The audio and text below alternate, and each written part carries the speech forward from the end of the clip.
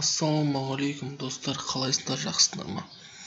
Бүгін сіздерге, яғни PDF документтегі жазуды қалай Wordқа көшіретіндігін жайлы айтып кетейін деп отырмын. Яғни ешқандай программаның көмегінсіз сіз уақытыңызды босқа кетірмей PDF документтегі жазуларды Wordқа көшіреміз.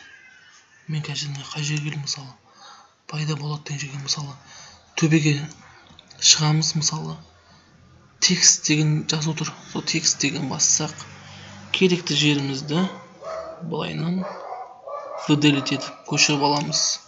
Ctrl+S-ті басамыз, копировать етесің, яғни керекті жерімізге барып Ctrl+B ставить етеміз.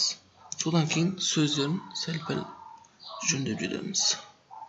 Мінекей, яғни ешқандай программаның көмегінсіз өзіміз осылайынан істеуге болады екен. Яғни көшіріп жазып жүрмейсіз. Тез әрі ыңғайлы. Әдемі болады жалпы. Тағы да бір нәрсе айтып кетейін сіздерге.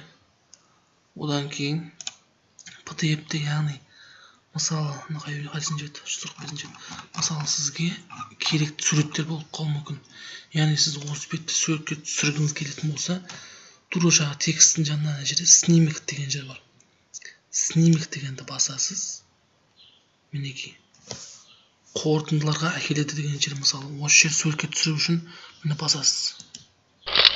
Суретке түсірді. Енді Wordқа барасыз. Мысалы Ctrl+B дейміз. Жаңа түскен суретіңізді көшіріп осында қойдық. Осылай біз PDF деген суретке түсіреміз. Яғни бұны маған керек емес, сіздерге бұлай көрсетіп жатырмын, егер керек болып қалған жағдайда. Жақсы, сау болыңыздар. Сіздермен бірге болған Олжас.